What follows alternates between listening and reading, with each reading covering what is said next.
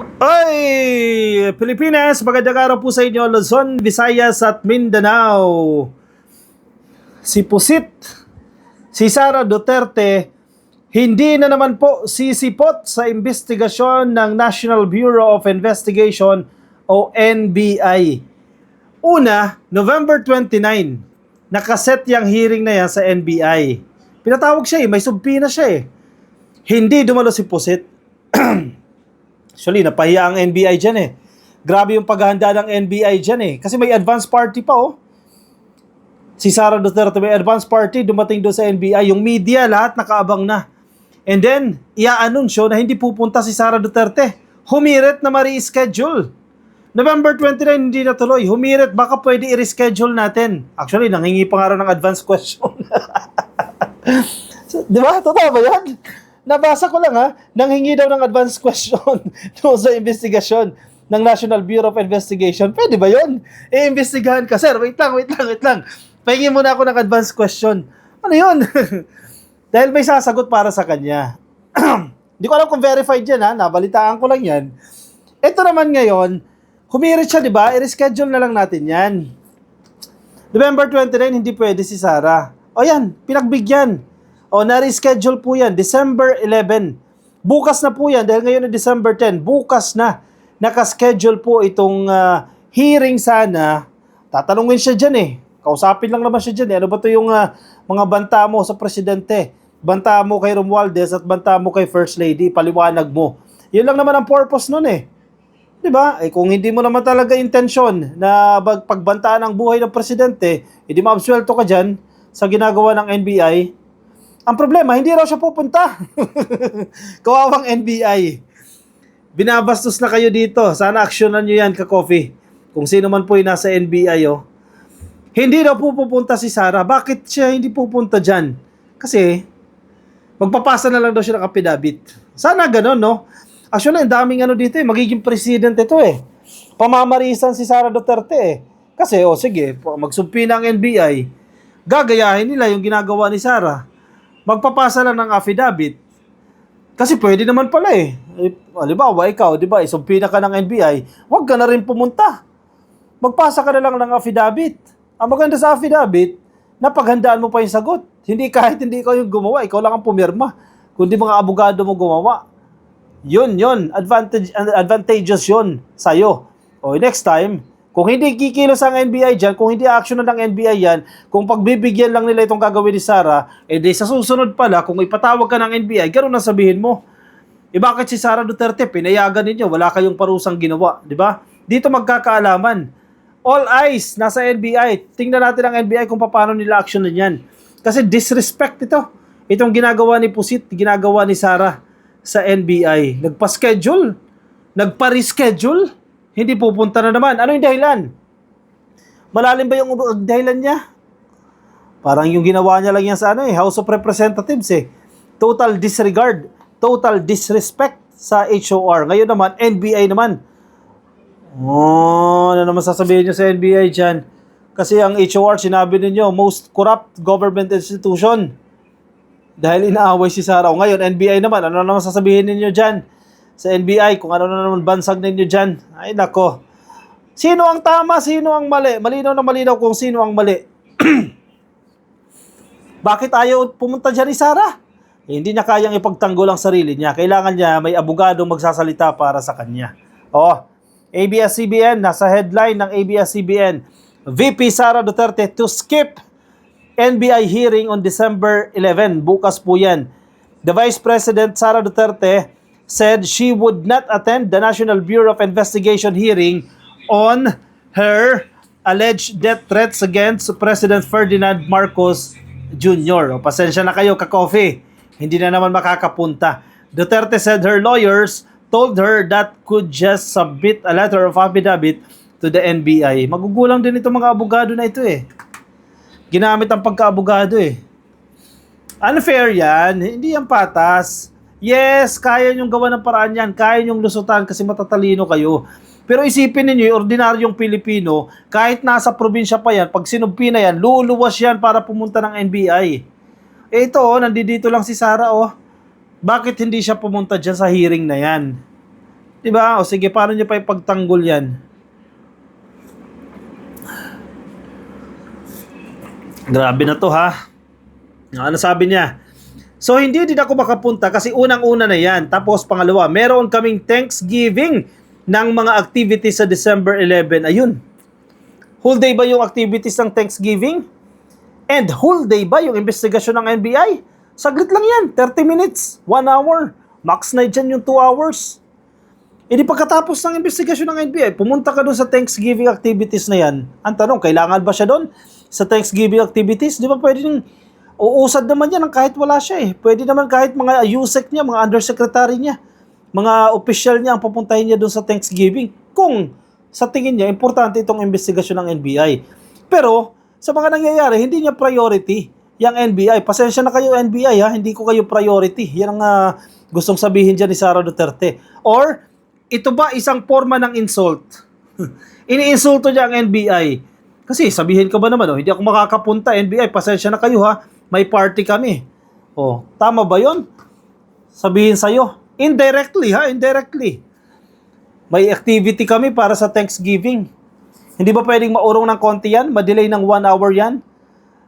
Kung gusto, may paraan. Kung ayaw, marami talagang, alam nyo na yan, dahilan. Napakababaw ng dahilan eh, Meron kaming Thanksgiving, mga activities sa December 11. At pangatlo, after yung Thanksgiving activities namin, ay pauwi din ako dito sa Davao City. Hindi ba pwedeng matulog muna siya sa condo? Mag-hotel muna? Huwag muna umuwi ng isang araw lang? Or pwede bang umuwi siya ng gabi? Nakakaalis naman yan ng hating gabi. Diba? Kapunta nga ng Europe ng hating gabi. Patago Malaki ang dito ha, malaki ang kailangan gawin ng NBI dyan. Kasi pamamarisan tong ginawa ni Sara. The NBI subpoenaed Duterte to shed light on her statement that she had instructed that Marcos, Speaker Martin Romualdez, and First Lady Liza Reneta Marcos be tsugiin should an alleged plot to tsugiin her succeed. Pinalitan ko yung term na KILL. Ang utos niya kasi doon, may kinausap daw siyang tao, alam niyo na yan, napag-discussan na natin yan, may kinausap niya na siyang tao na kapag siya daw pa yung tsugiin mo itong tatlo na yan, yan yung utos ni Sara dyan. Pinatawag sa NBI, paliwanag mo ang problema, ayaw naman dumanlo ni ate. The agency rescheduled its November 29 hearing to December 11 on Duterte's request due to a conflict on schedule. Pero ikaw na yung nag-request. Hindi ba naman talaga kapala na ito? Ikaw na yung nag-request ipaurong, tapos nung inurong na, hindi ka pupunta. Hindi ka sisipot. Tama ba yan? Last week, Duterte scheduled a Christmas lunch with reporters covering the office of the Vice President on December 11. Buti sana kung mga importante yung event. Yes, importante yung mga Thanksgiving party na yan. Yung mga Christmas party na yan, kasi minsan lang naman yan Pero baka naman pwede maurong yan ng 2 oras para pumunta ka dyan sa hearing na yan.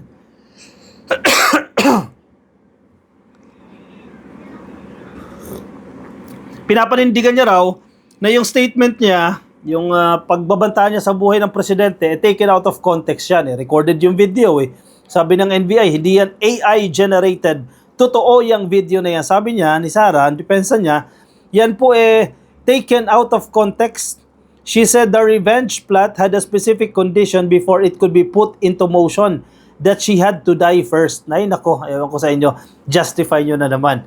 So anong gusto niyang palabasin dyan? Kapag natsugi siya, ang may kasalanan agad, automatic. Si PBBM, si Romualdez, at si First Lady. Yan ang gusto niyang palabasin. So pag matsugi siya, sa sakit man yan o kung ano man yan, ipapatsugi niya itong tatlo at pinatsugi niya. May kinausap na siyang tao.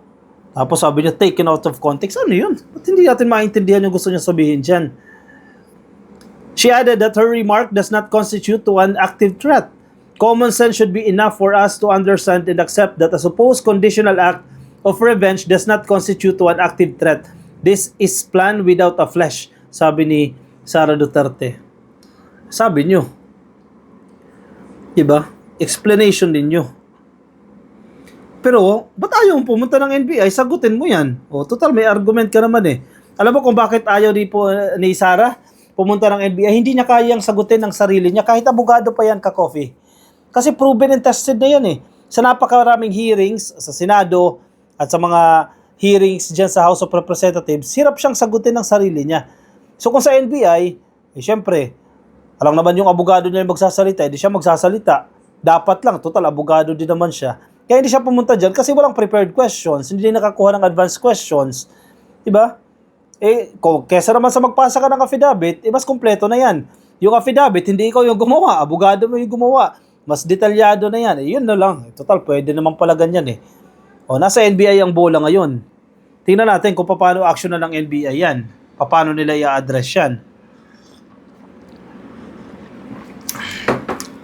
Nakatingin ang mga mata sa NBI. Ang Department of Justice, ka-coffee, nagsalita rin sila sa usapin na yan. At hinihimok po nila si Sara Duterte na mag-appear sa NBI. Headline ng ABS-CBN, DOJ official urges VP Sara Duterte to appear before the National Bureau of Investigation. Sabi po ni Yusek Raul Vasquez, ngayong araw po Tuesday, hinihimok niya po si Vice President Sara Duterte to appear before the National Bureau of Investigation, which is probing her alleged threats against President Ferdinand Marcos Jr. and other leaders. Kahit anong himok mo dyan, ayaw talagang pumunta. Di ba? Hindi talaga pupunta yan. Maraming yung dahilan eh. Well, that's part of the legal process. Ayan na. Legal process nga, pero hindi sila pumupunta dyan. Pag nagkaroon ng verdict, sasabihin, hindi sila nabigyan ng due process. Hindi sila nabigyan ng pagkakataon na makapagsalita, na masagot itong mga issue. Asan yung panawagan yung due process dyan? Binibigyan niya kayo ng due process dyan eh. Kung hindi maging favorable sa inyo, babatikusin ninyo yung naging decision. Ayaw nyo pumunta eh. If they believe that she is better off not attending, that's their lookout. But that's a matter that would be left to the discretion of their defense team, but it would be best if he would present herself, because that's part of the process, sabi po ni DOJ Yusek Vasquez. Everybody should follow the rule of law and the processes with respect to investigations by our law enforcement agencies. Wala nang sunod-sunod dyan. Basta kay Sara, wala nang susundin. Kami lang ang masusunod. NBI man yan, magpatawag, di kami susunod dyan. HOR, di kami susunod dyan. DOJ, hindi kami susunod dyan. Korte, hindi kami susunod dyan. Kahit ang presidente nga binabastos nila. Wala nang respeto. Wala na silang nire-respeto. Kahit na sino. Diba? May sarili silang batas. Kasi hindi pa sila nakaka-move on. Hindi pa sila nakaka-recover. Kami ang batas. Ganun. Kung paano sila sa Davao, yun ang gusto nila. Pinanindigan na nila. Ganito kami sa Davao, dapat ganito kami sa Pilipinas. Aba, matindi. Paano pag presidente na to? Wala nang sunod-sunod. Kung anong gusto nila, yun na yun. Wala nang rule of law. Wala nang pagsunod sa saligang batas, sa konstitusyon, o sa kung ano bang batas. Kung gusto mo manapak, sapakin mo. Tulad ng ginawa sa sheriff. Kung gusto mong tsumugi ng suspect, tsugiin mo. Kung ayaw mong pumunta sa investigasyon, huwag kang pumunta kasi ganyan kami sa Davao. Yan ang mensahe na gusto nilang ipalabas. Aba, hindi naman dapat kinukonsente yan. Na HOR, wala rin pakialam. Hindi sila umattend dyan. Babastusin lang din kayo dyan. Diba? Di mo magets itong mga tao na ito eh. Tapos di mo maintindihan din, bakit pa nila pinagtatanggol itong tao na ito.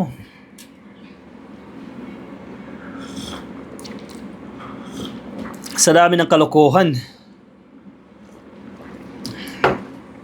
Diba? Ang hirap mong intindihin eh. Ano ba talagang plano na itong mga ito eh? Tawag ng due process, ayaw naman pumunta. Pag binibigyan ng due process, ay nako, sige, kayo nang bahala dyan. Tingnan natin kung anong gagawing aksyon ng NBI dyan. Siyempre, hindi naman pwedeng basta ganun na lang yan. Kasi ang ordinaryong Pilipino, napapapilit nila, napapapunta nila dyan sa NBI. Paano ito? Ibig sabihin, may kinikilingan ng batas. Kung walang gagawing aksyon ng NBI dyan, pero I don't think hindi kikilos ang NBI dyan kasi nakataya dyan ang pangalan nila. O siya, sige. I-comment ang inyong opinion, ang inyong reaksyon dyan sa ating comment section para mabasa po yan ng iba natin mga ka-coffee. Yung mga nasa Facebook po at nakikinig po sa atin, pasuyo na lang ka-coffee, like and follow sa Facebook. Mga nasa YouTube, click lang po ng subscribe dyan sa baba at hit nyo na rin yung notification icon para kayo din po i-updated na sa ating mga bagong upload. Siya, kaya magpapaalam muna sa inyo.